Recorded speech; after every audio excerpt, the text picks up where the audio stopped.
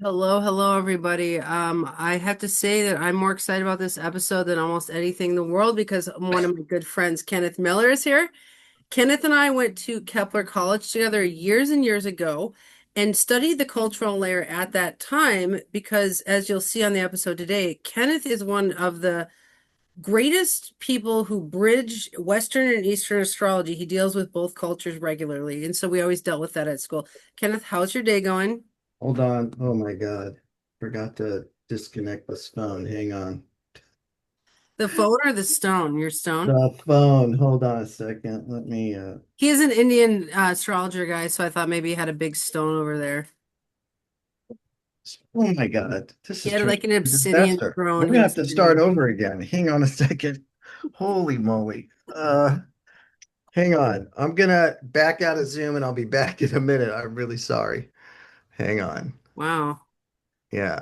Well, Not Ricky, what do you know over. about what do you know about Vedic astrology? I know a little bit. I know a little bit. I I feel like you studied refer to it sometimes. I studied it for a couple of years.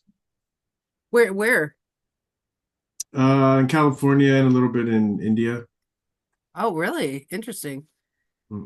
Yeah, I think you've mentioned it for the philosophical underpinnings. I do think it's super strong from that angle.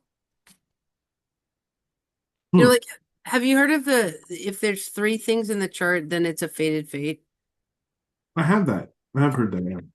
Yeah, I can't remember what they call that, but it's like I feel like Vedic astrology has all these kind of things that deal with fate and free will, and it's super sound philosophically.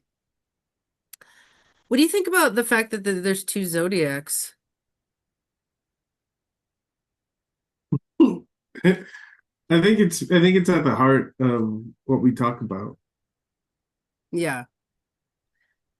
Well, okay.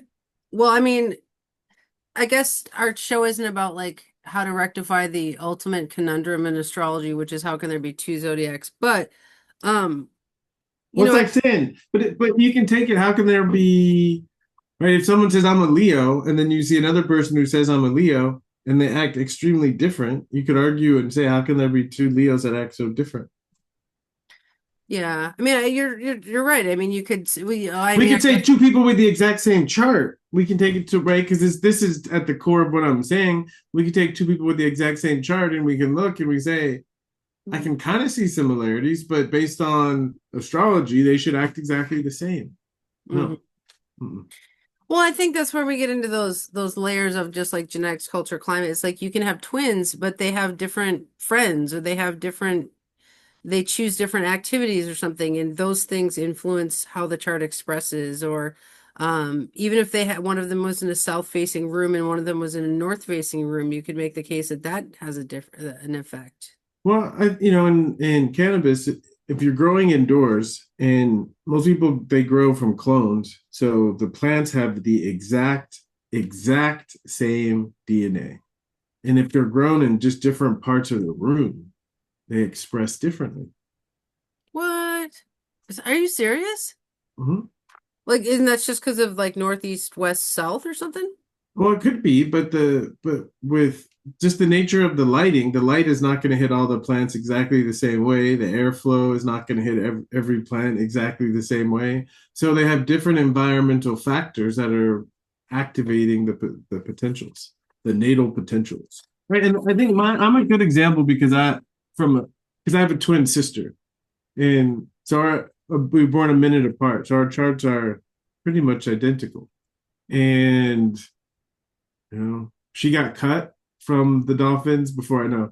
She didn't play football. She Before she was born, she got cut from the Dolphins.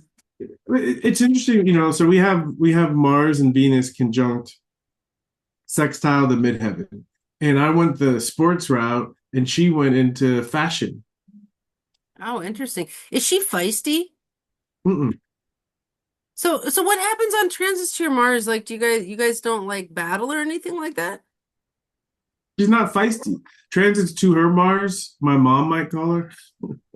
Oh, well, that's funny because your mom is Mars. My mom is Mars. I'm serious. And she has a daughter. She has a daughter with the Aries South Node. So it'll either come through it'll it's so funny. It'll either come through my mom or through her daughter.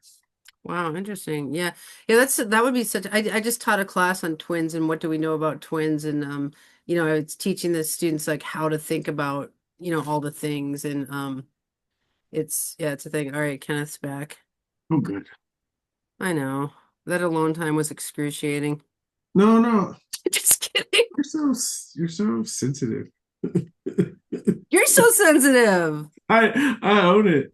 I love it. You got a Cancer moon. I got a Pisces moon. Mine's more Yeah, sensitive. more sensitive, exactly. But they're trying, so we're fine. Fine. Yeah, that's why I can laugh at it. That's why I can appreciate it. Yeah, I can feel a fly's aura. That's how sensitive I am. I know.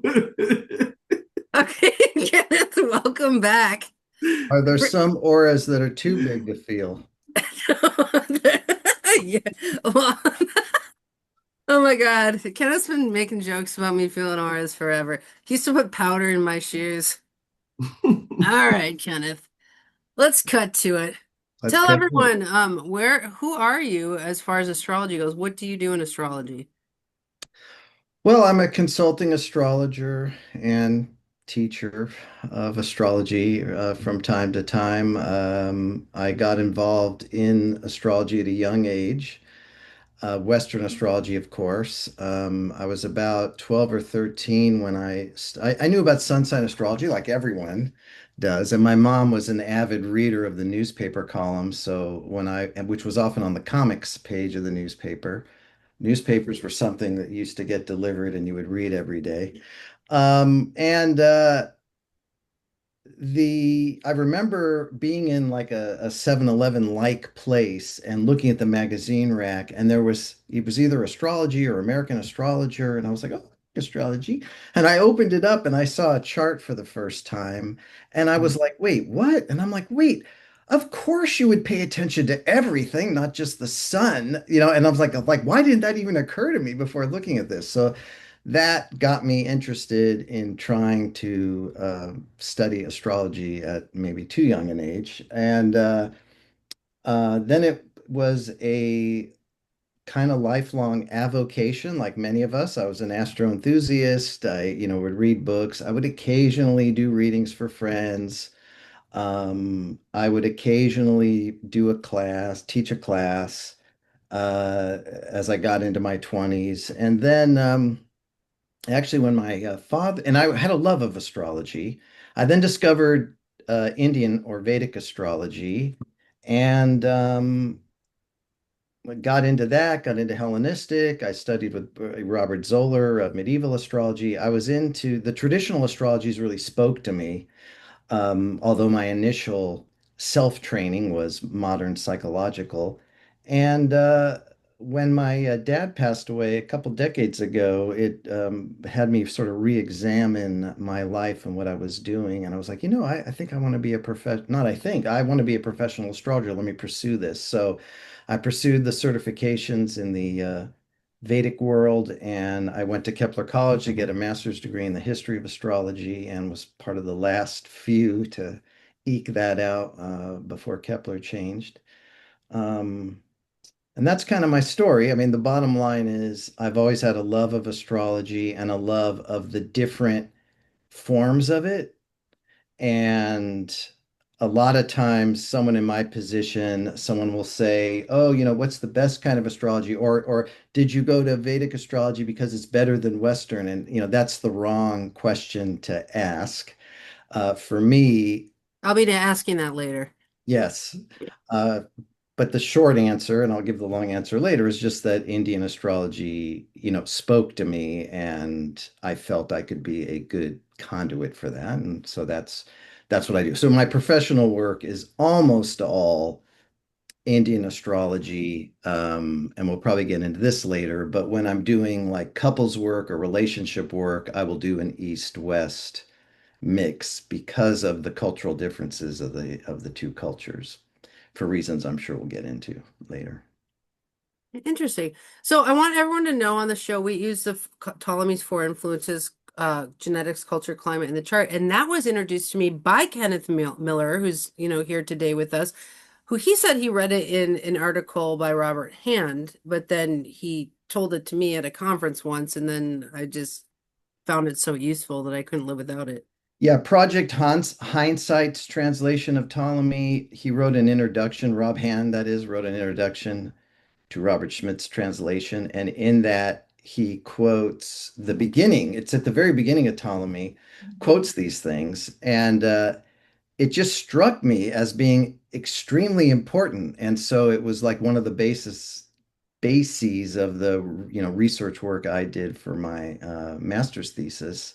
And I told everyone I knew, and it's almost all of my teaching will include it. If I'm going to be talking about anything predictive, I always throw that up, have a slide dedicated to that because, here you have the founder of Western astrology basically saying, hey, astrology isn't everything. These other things are very important. And I feel one of the weaknesses of modern astrology is we don't, or at least I haven't seen anyone really ask what the limits are.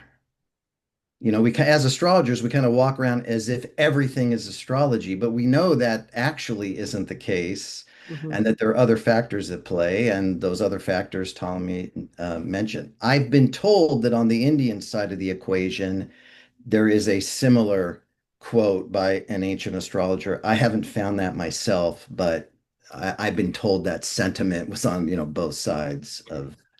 Well, it's interesting you bring up the limits because I think one of the reasons we're making this show on the intersections of culture and astrology is because we're breaking through the limits that actually exist when you don't look at the cultural layer. A lot of times when we stymie our guests by saying, "Well, do you look at the cultural layer?" and they say, "No, because astrology is beyond culture and all this stuff," and it's like, well, you're going to hit limits if you don't actually integrate the person's life into your reading, kind of thing. So, Ricky, Oh, okay, let's pause this.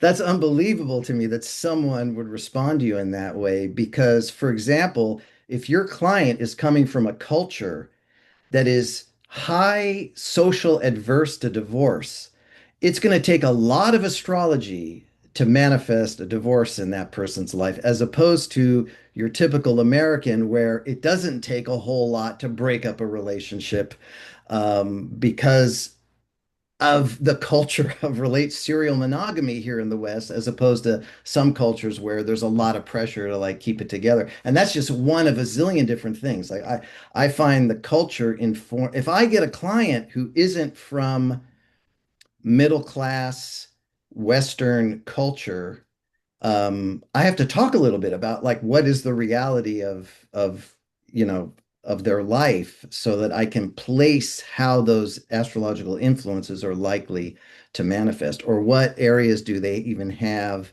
to to channel that into. God, I feel like I'm taking a bath in warm rose petals right now. Because my old colleague is back and I can talk at length. Okay, so this is how I was trained to think. I mean, Kenneth and I talked for years and years. I mean, this is my colleague, right? And like this is how I was trained to think, right? So okay, so Ricky, Kenneth wrote a pivotal book, which you're just gonna trip on. This was his master's thesis. It's called Mars, Passion or Strife. The Mars in the cultural what's the extended title? Mars, passion, or strife, the confounding influence of culture on the astrologer. Right? Wow. Wow. Right. Yeah. So we talk a lot about that, about, how Mars expresses in different cultures and stuff. So Kenneth, talk to us a little bit about what your thesis and what that means, you know. So I got this idea because there's a lot of overlap between Western and Indian astrology. There's a lot of overlap in house definitions. Yes, there are differences, and yes, there are differences in how the planets are approached. There's a lot of overlap, but Mars in the context of relationship was just so different, where people were like encouraging Mars contacts in some Western synastry books, and it was absolutely an anathema in India. So it was like, why is it that Mars is being approached through such different lenses? And the short answer is when you have an arranged marriage culture where the parents are really doing the matching, Mars tends to manifest as strife. So the astrologers are very Mars adverse.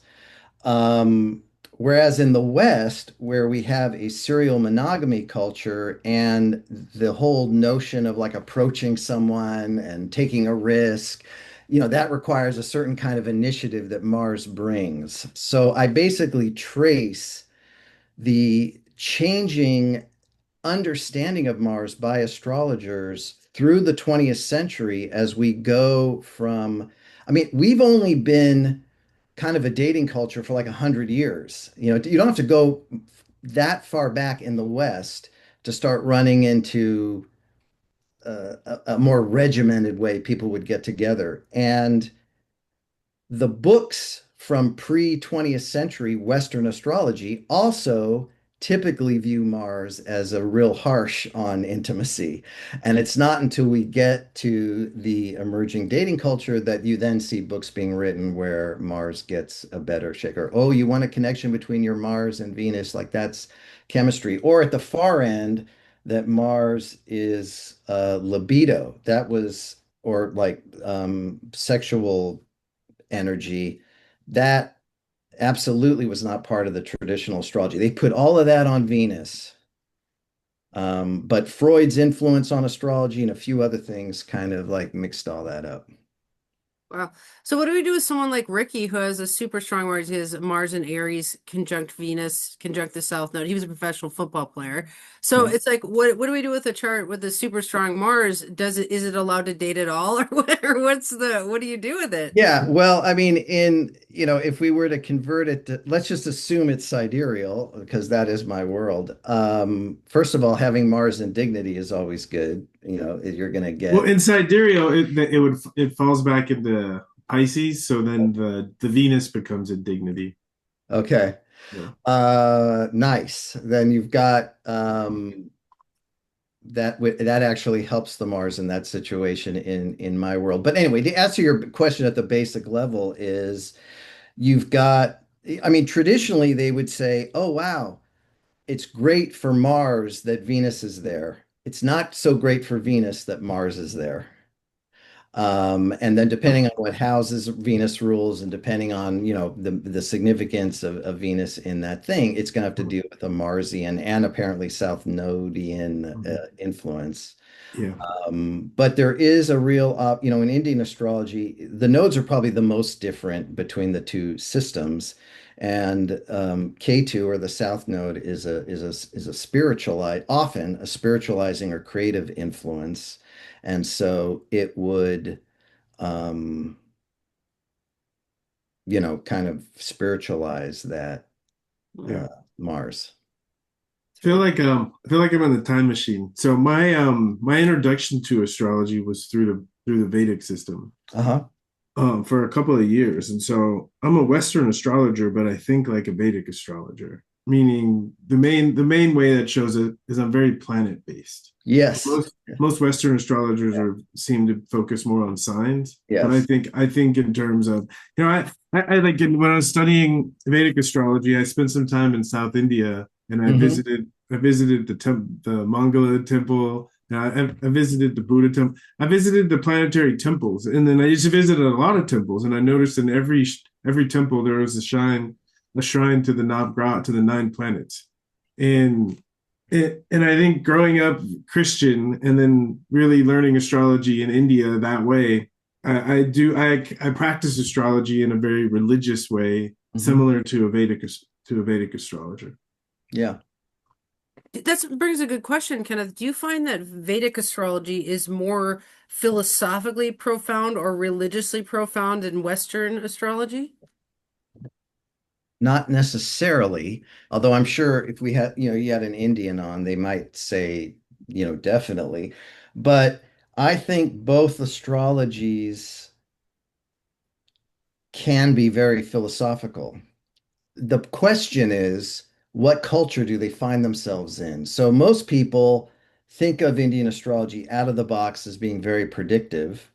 And out of the box, I would say it is very predictive because it comes from a culture with until recently, stratified social classes, that you were born into. And no matter how great your chart was, if your father was a shoemaker, you were probably going to be a shoemaker, especially if you were in a small village. Maybe you'd be like the best shoemaker in the three village area, who knows? But it's like you're going to be sort of locked into that. And I think in an environment where things are socially stratified like that, you want to know exactly when the opportunity periods are. You want to know what's happening so you can take advantage of that. I think here in the West, where we grow up, and I'm not saying this is true, but we're grown up with the message that, hey, you can be anything you want. You can do it. Anyone can grow up to be president. If you just have enough gumption and whatever, this emphasis on like just apply your will and you can get whatever you want. But we lost, like, who are we? Like, we lost meaning. And so you see the rise of psychological astrology in the 20th century to answer that question. Clients just, they didn't know who they were. Astrology provided that answer. In India, they know who they are. They need to know what's happening around them. But that said, both are capable of going very psychological and very philosophical in a reading. Okay. So some of it may depend on the astrologer's training and what they're doing, but both systems. I, I mean, to me, the advantage, if you want to call it, to Indian astrology was its unbroken history and its acceptance by the culture. So you Mm. just have this long, continuous corpus of material. And even though probably only a fraction has been translated into English, it's still a lot of stuff, and you can kind of see things over time. Whereas in the West, you got to learn a bunch of different languages, and you have the church, you have science pressing down, you have these different points where astrology just gets kind of wiped out. And that just didn't happen in India. Mm. Although there are plenty of Indians that are like astrology's bunk, but it's in the religious, well, as you know from South India, it's in the religious culture, and it's been that way for a long, long time. So Okay. that's what kind of appealed to me about it. I mean, and ironically, prior to discovering that, I was, doing medieval astrology with Zoller and like, oh wow, this is it. This is like the basis. And then when probably had Project Hindsight started a little bit earlier, or if I'd known about it a little bit earlier, maybe my path would have been different. I don't know. Mhm. But I was going to India a lot back then, and it was just everything just converged on me learning that. Ricky, so I'm curious what you mean when you say that you practice Western astrologer like a Vedic astrologer. What does that mean to you? Well, just the idea of, Mars, Venus conjunction, I'm thinking in terms of the planet. Ooh, how is that going to feel to Venus? Is that going to make Venus happy? Because in a lot of the Vedic texts, the gods are personified. Robert Svoboda wrote a book on the greatness of Saturn. And Oh, I it's love that beautiful. book. Yeah, Kenneth yeah, gave me that book. Excellent. yeah. And like that, right? Like, oh, and I soak that up because you can experience them. Because to me, when I teach, that's what I'm teaching is how to recognize when Saturn is in the room, And there's certain people, Saturn's always right here, right? And notice when Saturn comes up to speak. Oh, it's beautiful imagery, and that's what I mean. And there's so much mythology. And the way I do astrology is I tell stories because the way I think of when the planets, when the gods are active, you can see, right? You can see evidence of it. Mhm. I have a question here because one of the things that two things. One of them that I think would be great if it could be integrated more, that I thinking at least could be integrated more into Western astrology, but I think it needs some Westernization. But the idea in Vedic astrology of yogas, because I haven't written down certain yogas, but without a doubt, there's certain times I see a configuration in a chart, and 75% of the time, right, it shows up in a very similar pattern. Yeah, we actually do have that in the West. They're just called aphorisms. Oh, And no one, so you go through like Benatti's aphorisms, or you go through, any medieval astrologer or Arabic astrologers' aphorisms, and they'll read like yogas. But no one that I know of has kind of systematically, again, because it's an unbroken tradition, you have people looking at these yogas and then extracting kind of principles from them, like, oh, all these yogas have this thing in common. It's the ruler of the fifth with the ninth and an angle, so and it has a similar thing. So no one's really done that with all these aphorisms, but whenever you come across a chapter in an old astrology book with aphorisms, that's our Western version of yogas. So Yes. is yoga's planets getting along and not getting along? No, Or yogas are simply just the basic meaning of yoga. It's combination. It's some kind of combination, and it may be uh, X planet and Y planet in Z sign. It might be in a house. It might be if the moon is in an angle from Jupiter. It means that it's just some yoga simply means combination, and there are a bunch of these combinations. wow. So it's like if Moon is in seven plus Venus in eight plus Jupiter something, that's one condition kind of thing. Yes, And it's they're cool. complicated and simple. I mean, they run the gamut, but yes. And they're cool. They have cool names too. Yes, and they all Yeah. have Really? Really cool. So like Mars plus Venus on the node would be like raging running back, or I don't know. It'd be the baby mama yoga. Right? It's no no, it's the Mars Venus in the eighth conjunct the South Node, an aspect to ruler of the fifth is the baby mama yoga. Oh my God. Sorry if I had my laugh track. I got us a laugh track, but it doesn't register on Zoom. So Uh, I'm I'm my bummed. own I'm my own laugh track, so Well, okay, so Kenneth, I'm curious a little bit more about how Indian culture generally accepts and thinks of astrology versus Western culture. You said a little bit about how it's not like in the Western culture, the church is kind of against astrology, and so there's this fight here. In India, it sounds like that doesn't happen, but also like the culture at large, how does astrology weave into the culture? Okay, so let's clarify that I am obviously an outsider to the culture, and I will try to represent insider and outsider as best I can. Represent. And also, I haven't been in India um, in about 20 years, so it may have changed. Last time I was doing an Indian conference for Indians, they were telling me that the population was getting more skeptical about, there was some rising skepticism. But, India is a big country, so that could be very locale specific.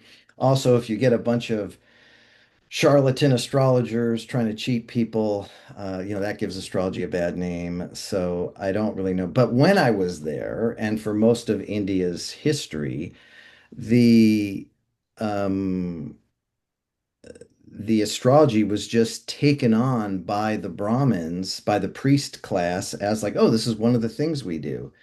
Um, Outside, scholars who have studied it believe that the prior to what we now call Hinduism, there was Brahmanism, which involved a lot of sacrifice.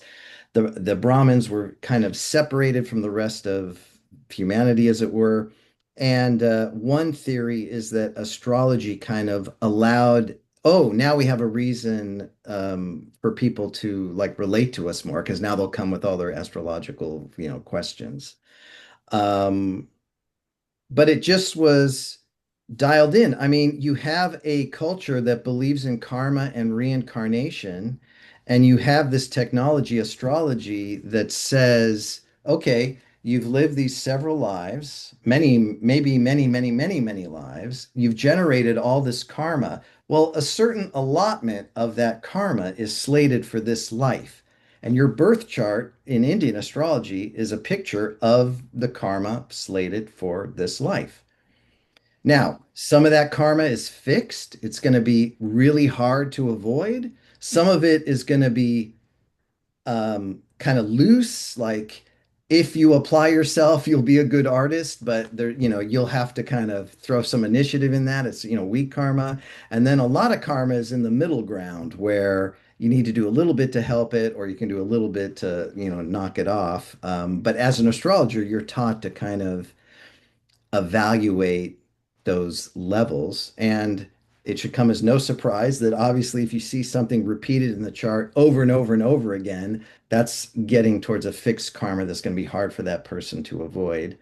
Whereas if you just see something once or twice, then that's, going to be a medium or, you know, weaker karma. They wouldn't So it use the sounds like word. one difference is that life purpose is woven into Indian culture naturally. Like I don't think that Western Yes. culture you grow up and you're like, well, your life purpose is this. That we don't really talk about that. No, Oh, no. that's interesting. Yeah. Okay. Well, Ricky, if you have any more questions, pop in. I have a big list here, but I don't want to dominate the hour No, here. I mean, yeah, like I said, it's taking me back because when I found Vedic astrology was the same time I found yoga. So I was learning all the yogic philosophy and all of the specific names of the different types of karmas, and I'm reflecting. I'm thinking it's so much infused in the way that I do astrology. Like as I'm listening to this conversation, I just keep nodding my head because that's the way I look at it. That's the way that I think about it. Now, and another piece where I'm sure you guys have had many conversations, but one of the things I noticed in India that every astrological consultation had an option of remedial measures. Hmm. Hmm. When You were know, you in India? I was there 2005, 2006, 2007. Okay. Yeah. well, Kenneth, people think that like I get calls on the phone like, can I use the term astrological remediation? I'm like, I don't own that term. Like my book may have popularized the term, but Kenneth and I literally learned about, or at least I learned about astrological remediation at Kepler in a class with Kenneth. And I remember we went outside to do the experiment of, if I'm in a Mars transit, can I punch you to remedy the Mars transit? So I'm like punching Kenneth, and then every time I'd stop punching him, I was like, now I'm aggravated again. And what we realized is you have to punch Kenneth for the duration of the Mars transit the whole time. Like, Yeah. But so when I was in India, I had a tea leaf reading, and the tea leaf readings are very much associated with astrology because after they did the tea leaf reading, they gave me a book and they had my chart in the book, you know. And at the very end, basically the story from my past life was I'd left a lot of women at the altar, you know, and I think it's a science the remedial measures because there was a specific temple that I had to go to do a specific puja and then go to another specific temple and give food to poor children. And then there were certain things I had to go around and collect everything that you would use in a traditional Indian wedding, even the little tali, the little Yep. chain. I had to collect all of that. So I'm running around. I'm running around 7 dhotis, 7 saris, 8 coconuts. And I'm collecting and I'm collecting all these things. And I come back and I offer them to the astrologer. You know? And I have to say there is something profound about going through that experience, and that my love life, my relationship life, did drastically start to improve when I came back home. so, okay, so let's actually, I'm sorry, Kenneth, I make jokes sometimes. This is a talk show. Okay, Kenneth's being rather serious today. Okay, Kenneth, though, let's seriously talk about how remedial measures are actually, okay, one of the things about remedies is in India, because it's an unbroken system that's gone on for 2000 years, remedial measures have been not under the surface. They've been always been part of this. Like we have this issue, your life purpose is XYZ. There's this issue presenting. Let's fix that so you can keep going along on your life purpose. Whereas in Western culture, remedial measures were pretty much absent from most. I mean, we don't really see that term remedial measure in most texts. I was talking to Rick Levine about it, and he was saying that everything he does is a remedial measure. So he just thinks that astrology is itself the remedial measure. So maybe that's what the West thinks, is that you don't really need these special remedial measures. It's just that is astrology itself. But I don't know. I want to hear you talk a little bit about remedies in India, remedies in the West, you know. what do we see similar? What's different?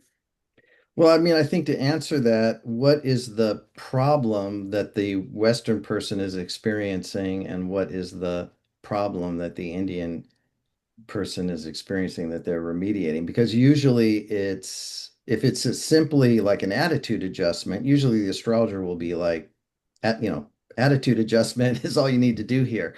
But if it's some kind of in transit issue that's probably shouldn't have used the word transit there, but I mean a fixed issue that's not moving, um, then yeah, you'll want to do a remedial measure to kind of break free of it. Now, in the West, we might see that as, I mean, it really gets down to what is astrology? For me, it acts as if it's a set of influences in our life. So I've heard astrologers, East and West for that matter, say, oh, astrology, you're just reading what's the clock. It's not like these things actually influence us. You're just reading kind of the cosmic clock. But no one seems to act that way. Everyone acts as if there is some kind of influence. Now, how much or how little? How does other things influence us? We could have a whole session on that. But remedial measure is all about adapting and adjusting that influence. So, for example, a real simple one, someone has Mars in the seventh, and they find that either their intimate partners seem to be very argumentative, or they're being perceived that way by their partners, even though they don't feel like that's what they're doing, but they're being perceived by that over and over again. And they're like, God, what is wrong? Why my Mars? Why is it doing this? And then a remedial measure for that would be like, well, play tennis, engage in some kind of Mars outlet, which for us would be a sport, would be easier, some kind of competitive sport for that Mars to have a place to go, that Mars influence. Yeah, it's It's- funny. My wife has Mars in the seventh, Mhm. and my remedial measure was let's wrestle. Yeah, Yeah. No, but yeah, there's also like a more constitutional remedial measuring that I think we see in Vedic astrology that I don't see at all in Western astrology, and it's really where I lean to. And kind of combining the ideas. Um, an example is like you say in my chart, I have a weak Mercury, you know, and my wife has a very strong Mercury. And it's like when we got married, that it was a constitutional weakness that was remediated by the relationship. And so I mean, like looking at a chart and looking at in the natal chart, what I'm calling constitutional weaknesses. And I yep, think in Vedic astrology, I have things like crystals, mantras, etc., that someone can yep, keep with them and build up that yep. and do something about it on a more consistent basis. Yeah, I agree. I mean, remedies run the gamut. If you're in India, there are a lot of kind of culturally specific, like you went through. I mean, that was really like a quest, and you had several steps in there. I did something similar that required, a quest basically to complete.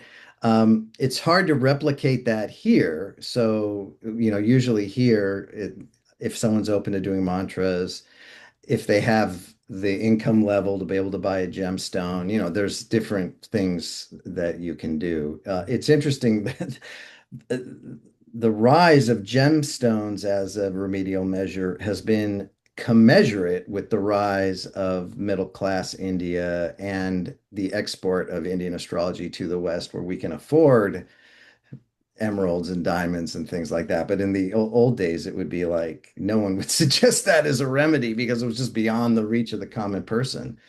But doing activities like you having to essentially create all this stuff, or sometimes if someone has a very afflicted seventh house, they'll have the person marry a deity, like full on ceremony as if it's real. Everyone does it, or a tree, you'll marry a tree or something like that, because a lot of these things affect the first of something. Yeah. So a lot of that karma would be like the first marriage is going to be a problem. And so you marry a tree, but you don't do it like, haha, let's marry a tree. You so full on serious marry the spirit of that tree. And then by the grace of that spirit, it allows you to marry a human being So do you later. think it's more colloquial, like people who are non-astrologers, let's say they had an anger issue, their friends might say, "Hey, have you tried astrological remediation?" Is it that colloquial? Or is it still only used among astrologers? I think they might say something like you need to get a ring, a certain kind of ring that's known colloquially to be good for Mars issues. Interesting. Or throw, iron something in a Yeah. running river Yeah, exactly. behind your Yes. back as you walk away. I mean, there's all kinds of stuff that borders on folklore, and then you have to decide, is this, is there a line? Doesn't matter, is it all the same? Do they all remediate equally? But typically here in the West, we have like a smaller palette because we're just not in, for me to feed a chapati, which is like a Indian flatbread, to a black cow, that's going to be a bit of a challenge living in San Diego. I Not did that earlier. I impossible. did that earlier today, actually. There you go. That's why this episode's going so well. Well, but I think if just the concept and the idea, I imagine a depth psychology student decides to do a research project on it. I think it could be really a rich addition to Western astrology. Because again, I don't think we could do it the same way, but if Right. we could appreciate the psychology of it, I think Yep. it's something that we could find ways to Westernize it and Yep. and utilize it. Yep. Okay, okay, let's move on to another topic, which is arranged marriages. So I actually think people Finally West. asking me I'm finally to asking. arrange It's true. to You asked arrange me something years for ago you. when you put powder in my shoes, but no, okay. So since Kenneth is asking me to marry him, we're going to talk about should we arrange that or not. No, no, but really though, like I actually am an astrological extremist, and I believe that people should be arranging their marriages around their charts. I did mine that way. But I think I want to know culturally speaking. I know in the West we would think that's crazy that someone would use astrology to arrange a marriage, but what's it like in the East? Well, I think it's changing. I think that the more cosmopolitan areas, you see more what they would call love matches. But the dominant, the dominant cultural method, and certainly throughout India's history, has been the arranged marriage where the parents hire the astrologer to match potential suitors with their son or daughter. And what the astrologer is looking for is like long-term, not only like long-term mental compatibility, but are their lives going to benefit each other? Because in Indian astrology, it's believed, you could marry, well, it's like the person who gets married and suddenly their spouse is a deadbeat and is draining all their income.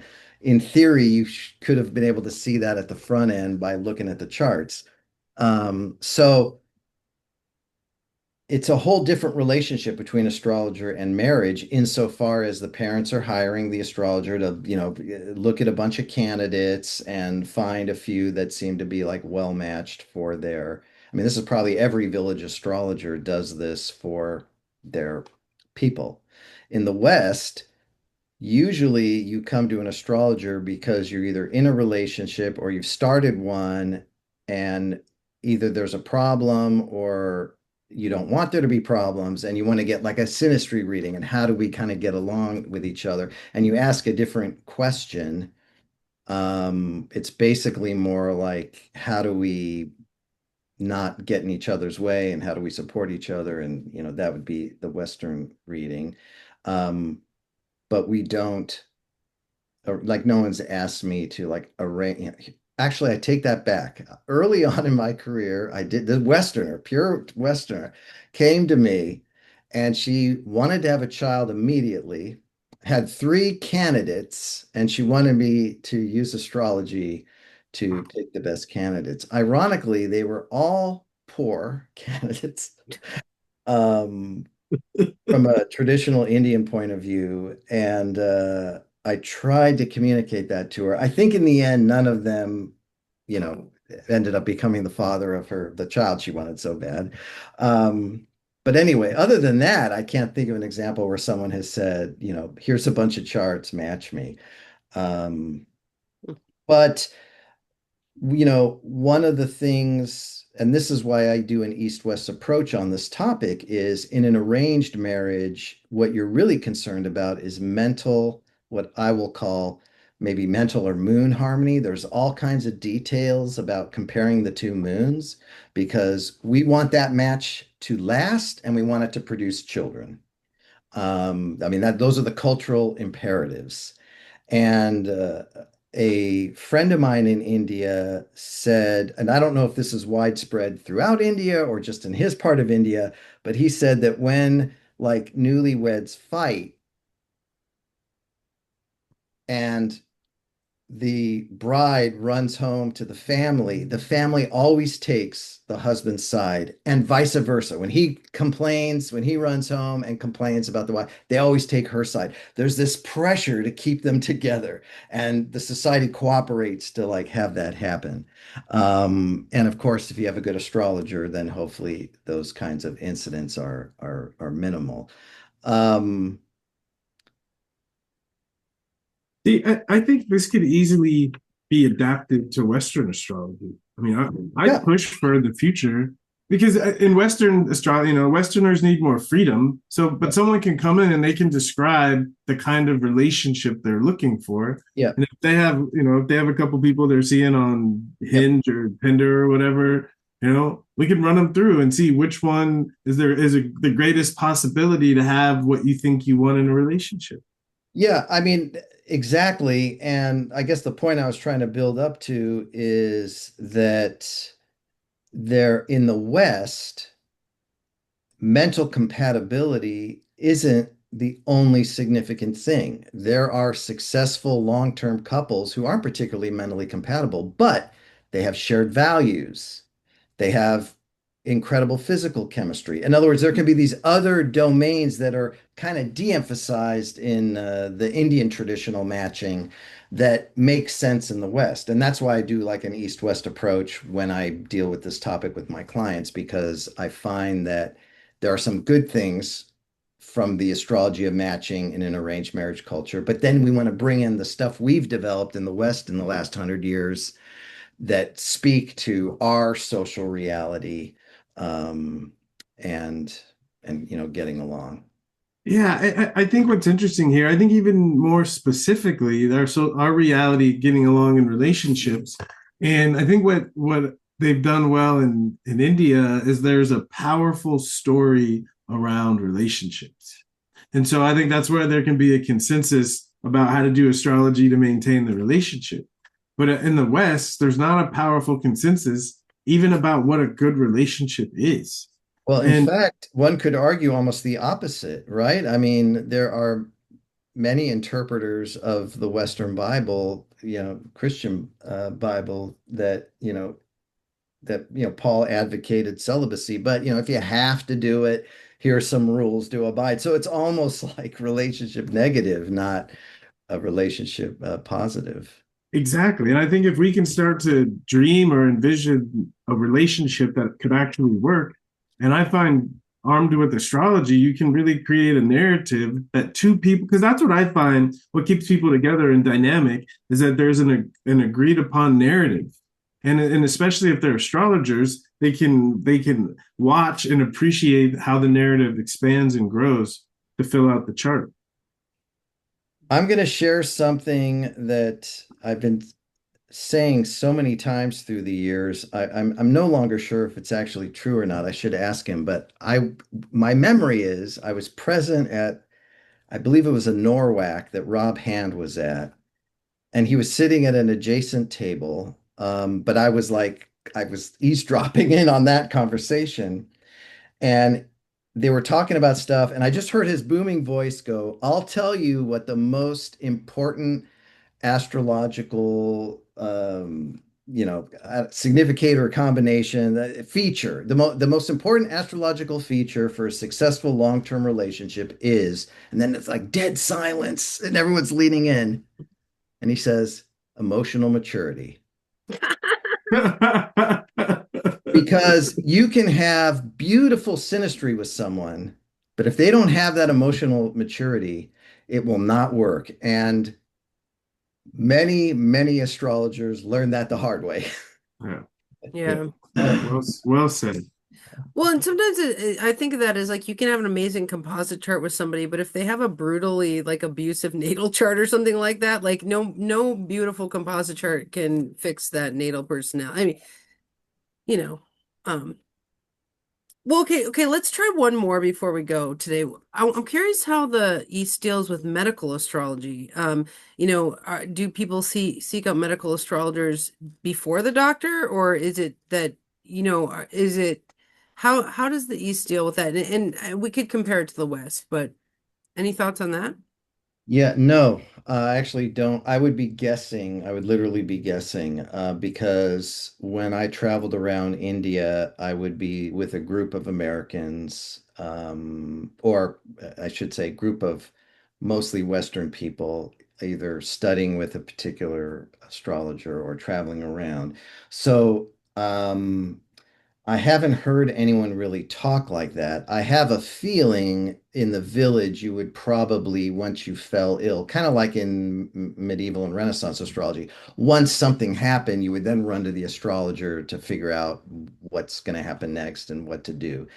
But I haven't witnessed that myself, and I haven't heard anyone really talk about it. But I will tell you that there's sort of two, I don't want to say levels, two phases, two expressions of medical astrology. There's the traditional medical astrology that's Ayurvedic, dialed into Ayurvedic medicine, but there are plenty of Western medical doctor astrologers, and I'm thinking of Dr. Chark as kind of the preeminent one, who thought deeply and has figured out like modern disease language in the astrology. So when you pick up and you learn medical astrology and Jyotish, Indian astrology, those two things are available. You can go down kind of the Western model of how diseases is identified and organ things, and you can or you can go down the Vedic or a Vedic path as well, and that's almost I'm not sure. Well, I guess, yeah, people have done that in the West. There are modern teachers of medical astrology that have done it. But the cool thing about India is you have like medical doctors well versed in astrology doing this, putting it together. Well, yeah, having Ayurveda as part of the system that acknowledges the humors and the different temperaments and the body types of the elements. And I think so having that ingrained in the culture would make astrology more available. But of course, Hippocrates was an astrologer. He said any doctor who's not an astrologer is but a fool. But like, so I think astrology and medicine have historically gone together in both lineages. It's just, yeah, I think, yeah, it seems Indian culture. Now, what's the correct title of this show? Would it be astrology in Eastern and Western culture? Would it be Vedic astrology versus Western astrology? What's the correct title? Well, it's not verses because we haven't really gotten into verses, but we talk about Indian and Western astrology and their cultures. I mean, that's not a real elegant title, How but about cultural analysis, Indian and Western astrology? I mean, we've been kind of light on the cultural analysis, but whatever. It's your show. It's our show today. Yeah. Andy and Rick's Astrology Fun Time Hour.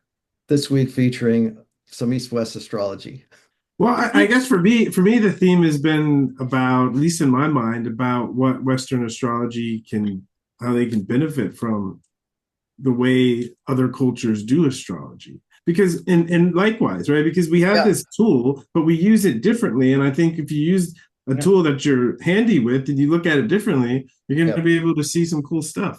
Yep.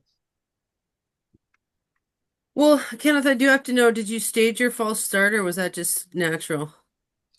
No, that was thankfully I think it was a case of just getting all the adverse karma out at the beginning so we could have a really smooth session. But yeah. Uh, all right. Well, I'll be working on my emotional maturity. That's what I learned. Just kidding. All right, Kenneth, it was so great to see you. I'm sending you something in the mail as a thank you. Oh, thank you. Spoiler alert. Ricky. If anyone wants to find Oh yeah. me, they can find me on the internets. I'm at celestialintelligencer.net or my name, Kenneth D, as in delightfulmiller.com. Or you can just Google my name in astrology and I'll pop up. Wonderful. Man. Will you email me those and I'll put them in the link to the video. Or Yeah. Yeah. I'll email those to you. what were you gonna say, Ricky? The one thing we didn't talk about that I like love, and I think culturally Western astrologers could benefit from, is the concept of planetary strength. Shambhala. Yes. Yeah. All right. Our next episode for Yes. episode 80. Yes. Oh yeah, we'll see you next year. We'll see you next year. Okay, good. All right. Good. Well, thank All you Yeah, right. so it's much, great Kenneth. meeting you. Great seeing you as always, Andrea, and thank you for the opportunity. All right. Thanks, Ricky. I'll see y'all. Yeah. Bye. All right. Bye-bye.